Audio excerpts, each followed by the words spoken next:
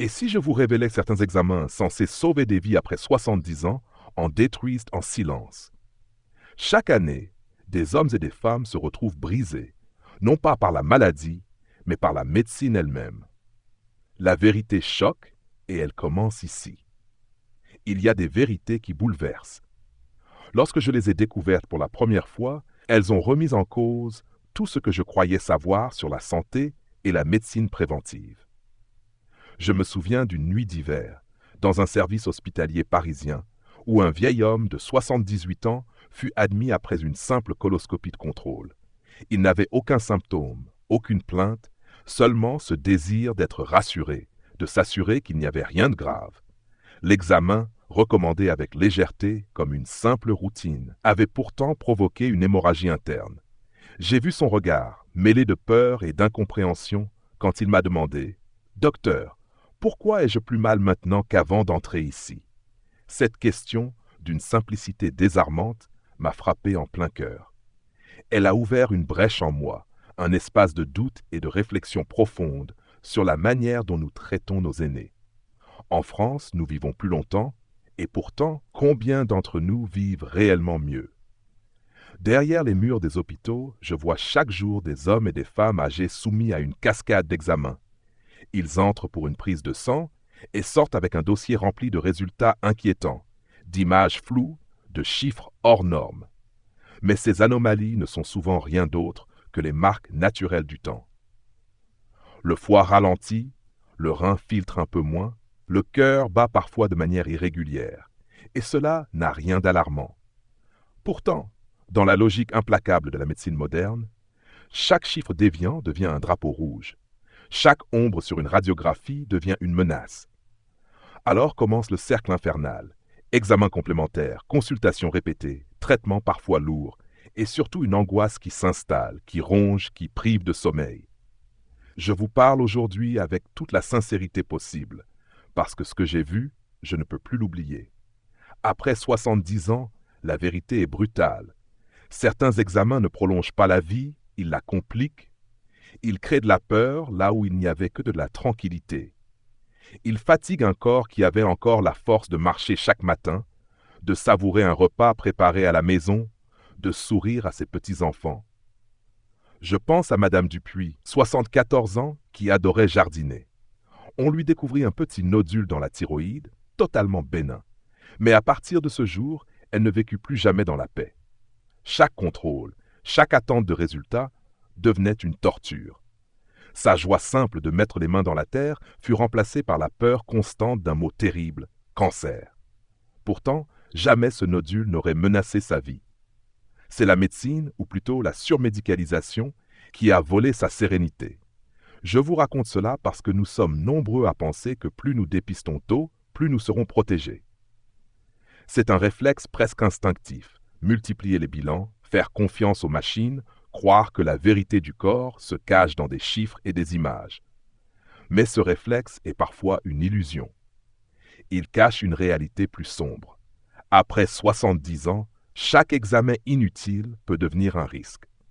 Une anesthésie peut provoquer une chute de tension, un scanner peut fragiliser les reins, un test d'effort peut déclencher un malaise. Et plus encore, la peur qu'il génère peut ronger lentement la qualité de vie comme un poison invisible. Je ne suis pas en train de dire qu'il ne faut plus jamais consulter ni surveiller sa santé. Bien au contraire. Mais il est temps d'oser poser une question dérangeante, une question qui choque. Est-ce que la quête obsessionnelle de dépistage ne fait pas plus de mal que de bien, après un certain âge? Cette interrogation, je l'ai longtemps gardée pour moi, par peur de contredire les habitudes, par respect pour mes confrères. Mais les témoignages, les larmes, les angoisses que j'ai observées m'empêchent de rester silencieux. Imaginez un instant que votre corps, à plus de 70 ans, soit comme une vieille maison. Les murs sont solides, mais ils portent les marques du temps. Vous pouvez choisir de la préserver, de réparer une fuite, de renforcer un pilier. Mais si vous décidez de casser chaque mur à la recherche de la moindre fissure, vous risquez de détruire son équilibre fragile. C'est exactement ce que nous faisons parfois avec les examens médicaux. Nous cherchons trop, trop profondément, et nous réveillons des fragilités qui auraient pu rester silencieuses toute une vie.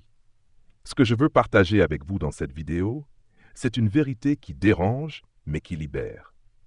Après 70 ans, la santé ne se mesure pas à la quantité d'examens que vous faites, mais à la qualité de vos journées.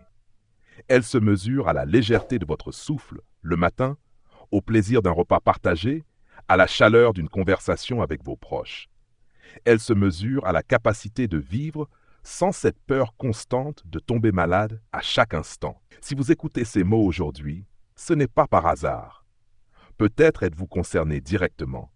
Peut-être avez-vous un parent, un grand-parent qui multiplie les bilans de santé dans l'espoir de repousser la vieillesse. Alors restez avec moi jusqu'au bout, car ce que vous allez découvrir peut transformer radicalement votre manière d'aborder la médecine et la vieillesse. Ce que vous pensiez être une protection pourrait être un piège, et comprendre cela, c'est ouvrir la porte à une vie plus paisible, plus digne, plus heureuse. Avant d'entrer dans le détail, je vous invite à soutenir cette chaîne. Abonnez-vous, laissez un petit geste d'encouragement, car c'est grâce à vous que je peux continuer à partager ces vérités, à lever le voile sur ce que la médecine ne dit pas toujours, et à offrir à chacun la possibilité de vieillir autrement, avec lucidité et avec force.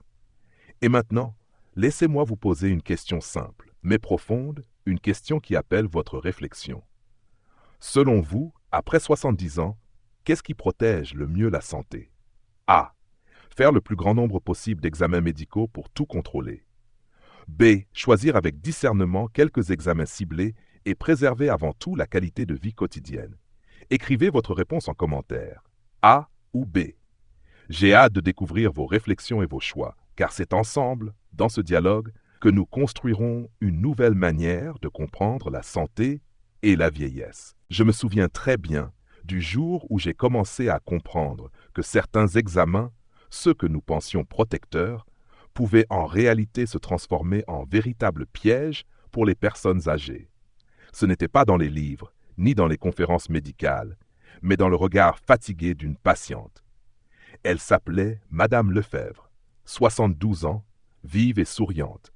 Elle aimait marcher chaque matin dans son quartier de Lyon, discuter avec ses voisines, préparer des confitures pour ses petits-enfants. Un jour, après un bilan de santé complet offert par son assurance, elle est revenue me voir avec un dossier épais d'analyses et d'images.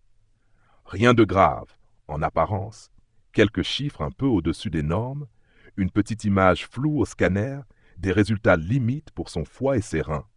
Mais son visage n'était plus le même. Là où il y avait la lumière de la tranquillité, je voyais désormais l'ombre de l'angoisse. Elle me dit « On m'a dit que c'était peut-être rien, mais peut-être aussi le début d'un problème sérieux. Je n'arrête plus d'y penser. » Et j'ai compris ce jour-là que ce n'était pas la maladie qui rongeait Madame Lefebvre, mais la peur d'une maladie qu'elle n'avait pas. Le vieillissement du corps est un phénomène mystérieux et fascinant. Nous aimerions croire qu'il existe une frontière nette entre le normal et le pathologique, mais ce n'est pas le cas. Avec l'âge, tout ralentit, tout se modifie. Le rein filtre moins vite, le foie traite les substances avec plus de lenteur. Le cœur prend parfois un rythme irrégulier. Ce sont des réalités physiologiques, pas des catastrophes. Pourtant, les laboratoires et les standards médicaux sont établis sur des valeurs de jeunes adultes. Ainsi, quand un chiffre sort de la norme, il est automatiquement classé comme anormal. Mais cette anormalité est-elle vraiment une maladie? Non. Et pourtant, combien de fois ai-je vu des hommes et des femmes âgés plongés dans une spirale infernale à cause de ce simple décalage?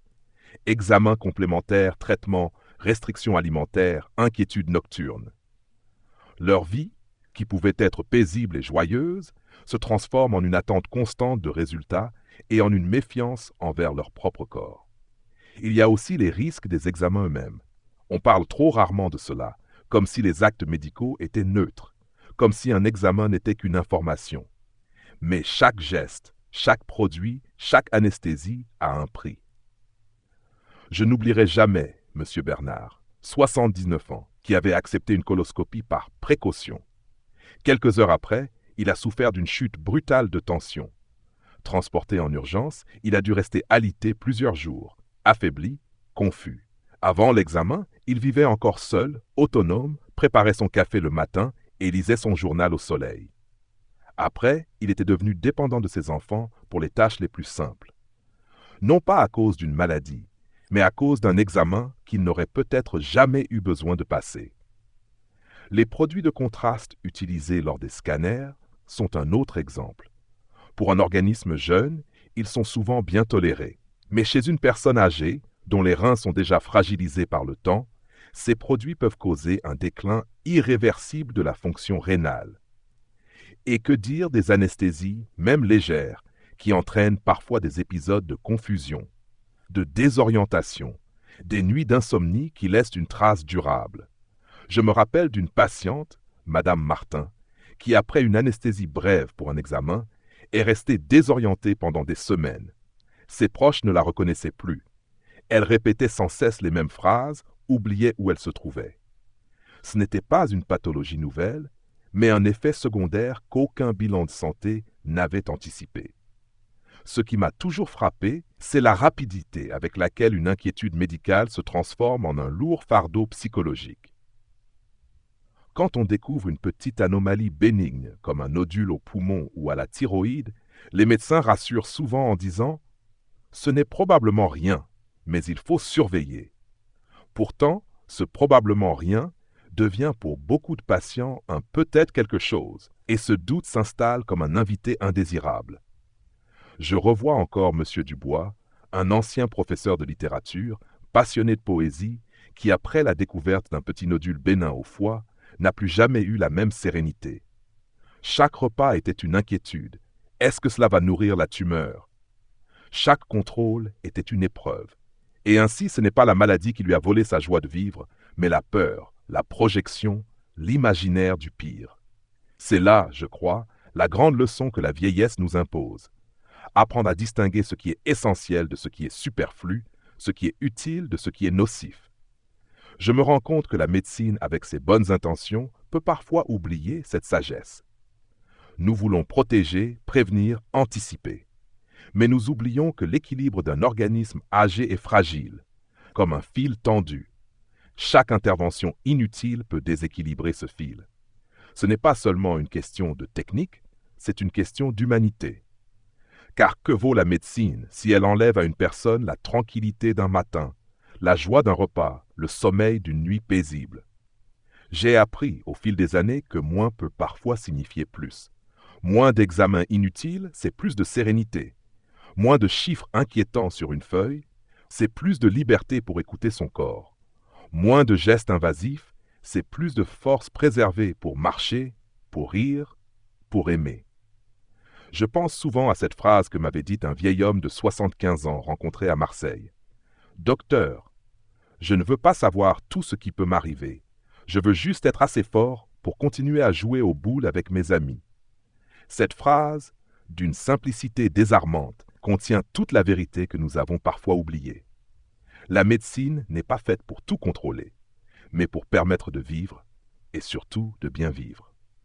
C'est pourquoi aujourd'hui, je veux partager avec vous ce que trop peu de gens osent dire. Après 70 ans, certains examens ne sont pas seulement inutiles, ils peuvent être dangereux.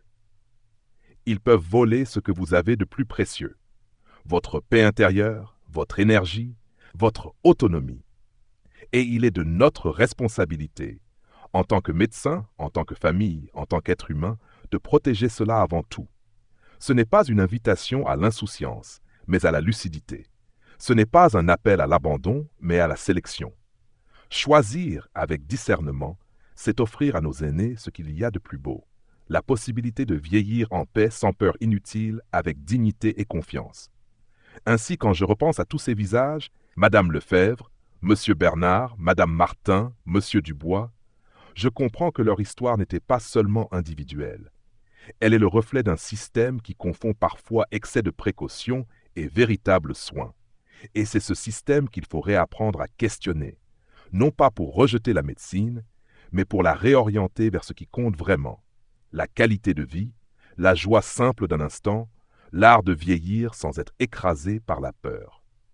Je me souviens encore du silence pesant dans le couloir d'un hôpital parisien, un matin d'automne. Une femme âgée sortait de la salle d'endoscopie, son visage marqué par une fatigue inhabituelle. Elle avait accepté une coloscopie de routine, proposée presque machinalement par son médecin traitant. Elle n'avait aucun symptôme, aucune plainte. Elle était venue pour se rassurer, persuadée qu'un examen supplémentaire ne pouvait qu'ajouter des années à sa vie. Mais ce que j'ai vu dans ses yeux ce jour-là n'était pas de la sérénité. C'était l'ombre du doute, l'inquiétude sourde d'un geste qu'elle n'avait peut-être pas besoin de subir. En la raccompagnant, je n'ai cessé de penser à cette vérité que j'ai fini par apprendre à dire à haute voix. Certains examens que l'on croit protecteurs deviennent après 70 ans des sources de risques et d'angoisse bien plus grandes que la maladie elle-même. Je vais être clair. La coloscopie de routine, par exemple, est un outil précieux entre 50 et 60 ans pour détecter un cancer du côlon à un stade précoce. Mais après 75 ans, quand aucun signe n'apparaît, pas de sang dans les selles, pas de douleur abdominale, pas d'amaigrissement inexpliqué, l'équilibre change. La procédure exige une anesthésie, une préparation éprouvante et expose à des complications réelles.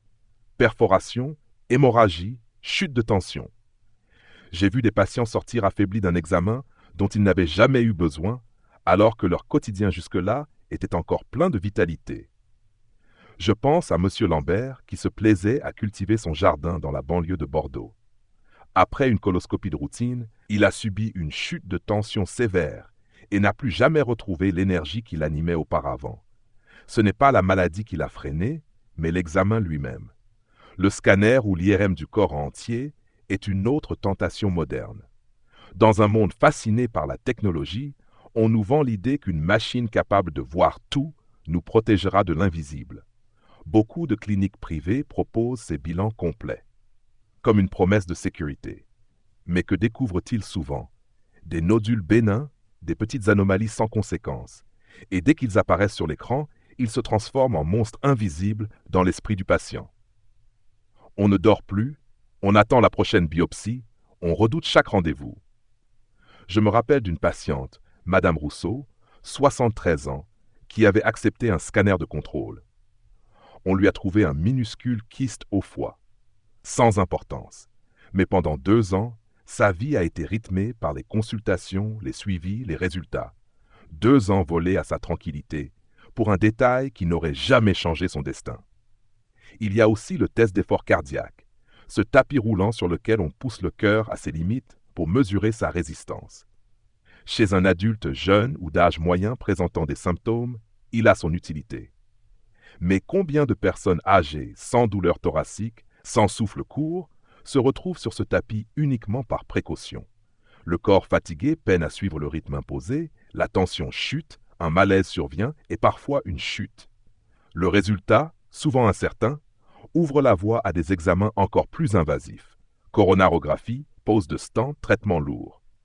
Je pense à M. Petit, ancien instituteur, 77 ans, qui n'avait jamais ressenti de douleur au cœur. Après un test d'effort recommandé sans raison particulière, il s'est retrouvé hospitalisé 3 jours, épuisé, inquiet, alors que son seul souhait était de continuer à promener son chien chaque matin dans son quartier. Je ne peux pas oublier non plus ces examens cardiaques répétés trop fréquemment, comme les échographies ou les coronarographies systématiques. J'ai vu des hommes et des femmes parfaitement stables se retrouver sous traitement médicamenteux à vie après la découverte de simples plaques bénignes dans leurs artères. La peur, encore une fois, prenait toute la place, et avec elle, le poids des comprimés, des régimes stricts, des consultations à répétition. La médecine, au lieu de protéger, devenait une prison invisible. Madame Giraud, par exemple, vivait paisiblement avec une petite plaque d'athérome parfaitement stable. Mais après une série d'examens cardiaques imposés, elle s'est retrouvée à avaler 4 médicaments par jour, à craindre chaque battement de son cœur, à renoncer aux repas conviviaux qu'elle aimait tant, persuadée que le moindre écart pouvait la condamner. Ce n'était pas la maladie, mais la médecine qui lui avait volé sa joie. Et puis, il y a le piège du surdépistage des anomalies mineures. Avec les technologies modernes, nous voyons tout, jusqu'au moindre détail. Un nodule à la thyroïde, un petit polype dans les poumons, une microcalcification dans le rein. La plupart sont bénins, inoffensifs, mais dans l'esprit du patient, ils deviennent un verdict. Je me souviens d'un vieil homme rencontré à Marseille, à qui l'on avait trouvé une petite tache au poumon. Les médecins lui avaient dit qu'il n'y avait rien à craindre. Pourtant, il est revenu chaque mois, obsédé, craignant que cette tache grossisse. Pendant 1 an, il a vécu avec cette peur constante, oubliant de savourer les plaisirs simples de sa retraite. La pétanque, les cafés entre amis, les couchers de soleil sur le vieux port. Tout cela m'amène à une conviction forte. Après 70 ans, il faut apprendre à choisir. Non pas choisir de se détourner de la médecine, mais choisir avec discernement. Les examens ne sont pas des talismans qui repoussent la mort. Ils sont des outils, et comme tout outil, ils doivent être utilisés au bon moment, pour la bonne raison. Une coloscopie quand il y a du sang dans les selles, oui. Un scanner quand une douleur inexpliquée persiste, bien sûr. Un test cardiaque quand la poitrine se serre à l'effort, absolument. Mais faire tout cela sans symptômes, uniquement par peur, c'est parfois ouvrir une porte à plus de souffrance que de sécurité. J'ai appris à dire aux familles, aux patients, que la santé après 70 ans ne se mesure pas au nombre d'examens effectués, mais à la qualité des jours vécus. Ce qui compte, c'est de pouvoir encore marcher, respirer, rire, manger avec appétit. La médecine devrait être au service de ces instants, pas de chiffres sur un dossier. Nous devons oser affirmer que certains examens, même prestigieux, même modernes, ne sont pas adaptés à chaque âge. Il est temps d'accepter que vieillir, c'est aussi apprendre à simplifier, à protéger l'essentiel, à ne pas céder à l'obsession du contrôle. Quand je repense à toutes ces histoires, Madame Lefebvre, Monsieur Lambert, Madame Rousseau, Monsieur Petit, Madame Giraud, ce vieil homme de Marseille, je vois un fil commun.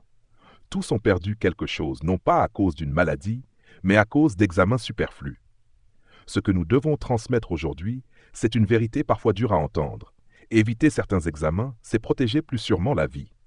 Ce n'est pas renoncer, ce n'est pas négliger, c'est au contraire honorer ce qu'il y a de plus précieux. La dignité, la sérénité, la liberté de vieillir en paix. Je me souviens du jour où j'ai compris qu'il fallait changer de regard sur la santé après 70 ans. C'était un matin calme, dans le bureau de consultation. Un vieil homme, Monsieur Morel, 74 ans, s'était assis en face de moi. Il tenait dans ses mains un dossier rempli d'ordonnances, de comptes rendus, d'images médicales. Ses yeux fatigués traduisaient plus de lassitude que de maladie. Il m'a dit d'une voix tremblante, « Docteur, je ne vis plus. Je surveille. Je ne me réveille plus pour profiter de mes journées. Je me réveille pour attendre le prochain examen. » Ces mots ont résonné en moi comme une gifle. Ce jour-là, j'ai compris que la médecine devait évoluer, qu'elle devait cesser de poursuivre l'illusion du contrôle absolu et apprendre à accompagner la vie telle qu'elle est, avec ses fragilités, ses limites, mais aussi sa beauté. Vieillir, ce n'est pas devenir un champ de bataille où chaque anomalie doit être traquée, c'est apprendre à préserver ce qui reste solide, à protéger l'équilibre fragile du corps. Après 70 ans, il ne s'agit plus de courir après tous les possibles diagnostics, mais de choisir une voie plus simple, plus humaine, celle du dépistage ciblé, de l'écoute attentive et de l'intervention minimale. J'ai appris que vouloir tout voir, tout mesurer, tout réparer pouvait détruire plus que cela ne protège. La santé, à cet âge, devient une affaire de sagesse, pas de performance. Je compare souvent le corps d'une personne âgée à une vieille maison. Les murs ont des fissures, la peinture s'écaille, les escaliers craquent. Mais cette maison reste debout, chaleureuse, habitée. Elle n'a pas besoin d'être détruite et reconstruite. Elle a besoin d'être entretenue avec douceur, avec respect. Remplacer chaque pierre ou chaque poutre serait absurde, car c'est son équilibre global qui compte, pas la perfection de chaque détail. De la même manière, un organisme de 70 ans n'a pas besoin d'être fouillé de fond en comble, mais accompagné avec bienveillance. J'ai vu des patients reprendre goût à la vie dès que nous avons arrêté de leur imposer des bilans incessants. Une femme, Madame Fournier, 76 ans, était épuisée par une succession de scanners et de prises de sang. Elle ne sortait plus, de peur de manquer un rendez-vous médical. Nous avons décidé ensemble de simplifier son suivi, de ne conserver que l'essentiel. En quelques mois, je l'ai retrouvée souriante, allant au marché, reprenant ses promenades dans le parc. Ce n'était pas un médicament qui l'avait guérie, mais le fait d'avoir rendu à sa vie sa légèreté. Cette approche, certains la critiquent en disant que nous risquons de manquer une maladie. Mais j'ai appris à répondre que manquer une anomalie bénigne n'est pas une tragédie, tandis que voler à une personne âgée, ses années de tranquillité en est une. La médecine ne doit pas être un filet qui enserre chaque détail du corps, elle doit être une main qui soutient, qui accompagne. L'Organisation mondiale de la santé parle aujourd'hui de vieillissement en santé, non pas comme une absence de maladie, mais comme la capacité de continuer à réaliser ce qui donne du sens à la vie. Cela peut être marcher chaque jour, préparer un repas, discuter avec un ami, jardiner ou jouer avec ses petits-enfants. Voilà ce que nous devons protéger. Ce sont ces gestes simples qui font la richesse de l'existence après 70 ans. J'ai compris aussi que le rôle de la famille et de la communauté est essentiel. Un vieux monsieur m'a un jour confié: ce qui me tient debout, ce n'est pas le suivi médical, ce sont mes repas du dimanche avec mes enfants. Et j'ai vu dans ses yeux la vérité nue. La santé n'est pas seulement biologique, elle est relationnelle, émotionnelle, spirituelle. Un examen supplémentaire n'apportera jamais la chaleur d'un sourire ou la paix d'un soir partagé en famille. Vieillir en bonne santé, c'est apprendre à mettre l'accent sur ce qui nourrit le corps et l'âme. Une alimentation simple et savoureuse, un sommeil paisible, des activités physiques douces comme la marche ou le jardinage, et surtout la préservation d'un moral stable. C'est aussi cultiver la joie, l'humour, la gratitude. J'ai vu des octogénaires fragiles physiquement, mais lumineux intérieurement, dont la force venait de leur capacité à savourer le présent sans se laisser écraser par la peur de demain. Je crois profondément qu'après 70 ans, la médecine doit se faire humble. Elle doit accepter de ne pas tout contrôler, de ne pas tout savoir. Elle doit redevenir un art du soin, au sens noble, celui qui accompagne, qui protège, qui respecte. Cette humilité, loin d'être une faiblesse, est une force, car elle redonne à la personne âgée ce dont elle a le plus besoin, la dignité et la confiance. Quand je parle de cette nouvelle approche, certains me demandent: « Mais docteur, n'est-ce pas prendre un risque ?» Je leur réponds que le plus grand risque n'est pas de manquer une anomalie silencieuse, mais de détruire la qualité des dernières décennies de vie en les saturant de peur et d'examen. Vieillir, c'est accepter une certaine fragilité, et c'est précisément cette acceptation qui ouvre la voie à une existence plus paisible. Je revois souvent le visage de M. Morel, celui qui m'avait dit qu'il ne vivait plus, mais qu'il surveillait. Quelques mois après que nous ayons allégé son suivi, je l'ai croisé dans un parc. Il marchait, appuyé sur sa canne, mais ses yeux brillaient d'une joie retrouvée. Il m'a dit: « Docteur, je vis à nouveau. J'ai arrêté de compter les rendez-vous médicaux. Je compte les couchers de soleil. » Et je crois que dans cette phrase se trouve le sens profond de cette nouvelle philosophie de la santé après 70 ans. C'est cette sagesse que je veux transmettre. Ne plus courir derrière l'illusion du contrôle absolu, mais protéger ce qui compte vraiment. Après 70 ans, la priorité n'est pas de dépister chaque anomalie cachée, mais de préserver la capacité de vivre encore pleinement, simplement, humainement. Vieillir, ce n'est pas une maladie. C'est un chemin. Et sur ce chemin, la médecine doit être une compagne discrète, pas une prison. Je n'ai jamais oublié ce que m'a confié un jour une vieille dame, à la fin d'une consultation où nous avions décidé ensemble de ne plus multiplier les examens. Elle s'appelait Madame Armand, 78 ans, silhouette frêle mais regard incroyablement vif. Elle m'a dit doucement: « Docteur, je ne veux pas savoir combien de temps il me reste à vivre. Je veux seulement que le temps qui reste soit paisible. » Ces mots simples, presque murmurés, ont résonné en moi comme une vérité essentielle. Ils m'ont rappelé que la mission profonde de la médecine n'est pas de prolonger la vie à tout prix, mais de préserver sa qualité, sa dignité, sa lumière.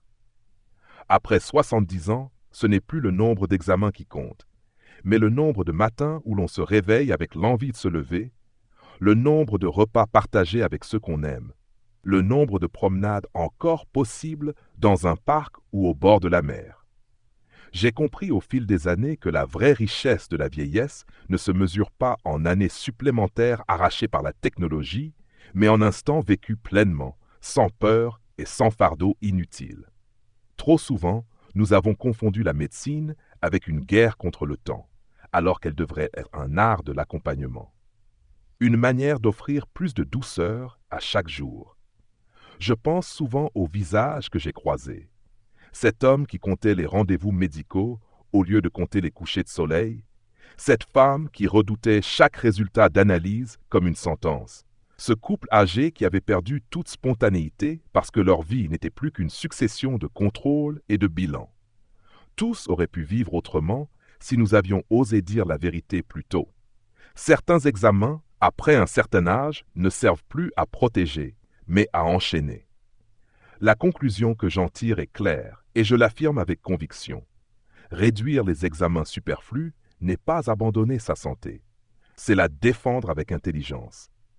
C'est choisir la lucidité contre l'obsession, la sérénité contre la peur, la qualité de vie contre l'illusion du contrôle. La médecine n'est pas une religion qui exige des sacrifices constants. C'est un outil au service de l'humain. Et servir l'humain à cet âge signifie protéger la paix intérieure avant tout. Vieillir en paix, c'est apprendre à se concentrer sur ce qui nourrit vraiment. J'ai vu des transformations incroyables chez certains de mes patients quand ils ont remplacé leurs inquiétudes médicales par des gestes simples. Une marche au lever du soleil, un repas préparé avec amour, un moment de rire avec des amis, un livre ouvert au coin du feu, une sieste réparatrice après le déjeuner. Ces instants-là, si ordinaires en apparence, sont des trésors qui valent bien plus que n'importe quel résultat de scanner ou d'analyse sanguine. J'ai appris à dire à mes patients, « Votre corps est peut-être plus fragile, mais votre vie peut rester forte si vous l'habitez de sens. » Ce n'est pas une illusion, c'est une réalité observée chaque jour. Certains octogénaires, malgré leur maladie chronique, brillent d'une vitalité intérieure parce qu'ils ont compris qu'il fallait cesser de se battre contre chaque imperfection pour se tourner vers ce qui donne encore de la joie. Vieillir, ce n'est pas accumuler des diagnostics, c'est cultiver la gratitude pour chaque moment offert. Je me rappelle de M. Chevalier, 80 ans, qui m'a un jour confié qu'il avait arrêté de courir après les bilans médicaux pour consacrer son énergie à son potager. Ses tomates, ses roses, ses herbes aromatiques étaient devenus ses véritables médicaments. Quand je l'ai revu, son teint était plus éclatant, son moral apaisé. Il m'a dit avec un sourire malicieux, « Docteur, je crois que j'ai trouvé ma thérapie, arroser mes plantes et inviter mes petits-enfants à les cueillir. » Dans ce sourire, il y avait plus de santé que dans n'importe quel rapport médical. Je crois profondément que la sagesse de la vieillesse nous invite à redéfinir ce qu'est vivre en bonne santé. Ce n'est pas vivre sans imperfection, mais vivre avec équilibre. Ce n'est pas prolonger chaque seconde à tout prix, mais donner une intensité nouvelle aux secondes qui nous sont offertes. Ce n'est pas redouter la maladie à chaque instant, mais embrasser la vie malgré elle. La peur ne protège pas, elle enferme. Le discernement, lui, libère. C'est pour cela que je voudrais que ce message soit entendu bien au-delà de mon cabinet, bien au-delà de mes patients. Que chaque famille comprenne qu'après 70 ans, le plus beau cadeau que l'on puisse offrir à un parent ou à un grand-parent, ce n'est pas de l'accompagner à chaque examen de plus, mais de partager un repas avec lui, de marcher à ses côtés, de l'écouter raconter ses souvenirs. La médecine a sa place, mais elle ne remplacera jamais l'amour, la présence, la chaleur humaine. Alors je conclus par cette conviction intime. Nous devons réapprendre à choisir la simplicité contre la complexité inutile, à choisir la vie quotidienne contre l'obsession des bilans, à choisir la joie contre la peur. Car au fond, la vraie médecine de la vieillesse n'est pas seulement dans les hôpitaux, elle est dans les gestes du quotidien, dans le souffle du matin, dans le regard échangé, dans la main tenue. Et je vous le demande avec sincérité, n'est-il pas temps de libérer nos aînés de l'emprise des examens superflus pour leur rendre ce qu'ils attendent vraiment, des jours paisibles, des nuits calmes, des instants précieux? N'est-il pas temps de remettre au centre la qualité de vie au lieu de courir après chaque ombre que la médecine croit apercevoir? j'en suis convaincu. Et c'est pour cela que je continuerai à défendre cette approche, coûte que coûte. Car vieillir dignement, c'est ne pas se laisser voler le présent par la peur de demain. Au terme de ce chemin de réflexion, une évidence s'impose. La santé après 70 ans ne peut plus être abordée avec les mêmes armes, les mêmes automatismes, les mêmes illusions que dans la jeunesse. Nous avons trop longtemps cru que multiplier les examens, scruter chaque organe, traquer chaque petite anomalie était synonyme de protection. Mais les témoignages, les expériences vécues, les visages fatigués de celles et ceux qui se sont perdus dans ce labyrinthe de bilans médicaux nous rappellent une vérité simple. Ce qui compte, ce n'est pas d'allonger la vie par la peur, mais de l'élargir par la sérénité. Vieillir, c'est accepter de laisser tomber certaines batailles pour mieux savourer la paix. Nous devons comprendre que chaque examen a un coût invisible. Parfois, il ne s'agit pas seulement d'argent ou de temps, mais de l'énergie psychologique, de la tranquillité d'esprit, de la joie de vivre. Un résultat incertain peut devenir un fardeau mental, une anesthésie peut fragiliser, un diagnostic bénin peut devenir une obsession. Le véritable courage n'est pas de tout contrôler, mais de savoir choisir ce qu'il faut contrôler et ce qu'il faut laisser passer. C'est une leçon de sagesse, une invitation à la lucidité. La médecine moderne, dans sa puissance, a parfois oublié son rôle premier. Soulager, accompagner, apaiser. Elle s'est transformée en une chasse permanente à l'imperfection, alors que la vieillesse, elle, est faite d'imperfections assumées. Or, c'est justement cette acceptation qui ouvre la voie à un vieillissement heureux. Quand une personne âgée cesse de vivre dans l'angoisse des bilans, elle retrouve du temps, de l'énergie, de la disponibilité pour ce qui nourrit vraiment, les relations, les souvenirs, les promenades, la gratitude d'un repas simple. Vieillir en santé, ce n'est pas tout dépister, c'est vivre pleinement chaque instant offert. La grande leçon que nous pouvons tirer est donc claire. Il ne s'agit pas de renoncer aux soins, mais de les rendre intelligents, proportionnés, humains. Choisir la qualité de vie plutôt que la quantité d'examens, c'est redonner du sens à la médecine et de la liberté à la vieillesse. Cette sagesse ne concerne pas seulement les personnes âgées, mais chacun de nous. Dans nos vies modernes, nous courons après le contrôle absolu sur notre santé, notre avenir, nos projets. Mais en vérité, apprendre à lâcher prise, à se concentrer sur l'essentiel, est une richesse que nous pouvons cultiver dès aujourd'hui. Alors, comment appliquer cela à nos existences actuelles? D'abord, en apprenant à écouter notre corps sans l'agresser, à consulter quand c'est nécessaire, mais à ne pas multiplier les examens par simple peur. Ensuite, en donnant une place centrale à ce qui nourrit la santé véritable, un sommeil de qualité, une alimentation simple, le mouvement quotidien, les liens humains, la joie d'activités simples. Enfin, en cultivant un état d'esprit différent, moins d'inquiétude pour demain, plus d'attention à l'instant présent. Car au fond, la meilleure médecine reste souvent un esprit paisible et un cœur léger. Et maintenant, je voudrais vous poser une petite question de réflexion. Vous, qu'est-ce qui rend la vieillesse plus heureuse? A. Multiplier les examens pour tout contrôler. B. Choisir la simplicité, protéger la sérénité et profiter du quotidien. Merci d'écrire votre réponse en commentaire, que ce soit A ou B, afin que chacun puisse partager son point de vue et enrichir cette discussion collective. N'oubliez pas de vous abonner à la chaîne pour ne manquer aucune des prochaines vidéos. Et si vous souhaitez soutenir ce travail et encourager la création de nouveaux contenus de qualité, vous pouvez aussi faire un don. Votre geste, petit ou grand, est un vrai moteur pour continuer à vous offrir des réflexions profondes et utiles. Ensemble, faisons de cette chaîne un lieu de partage et de sagesse vivante.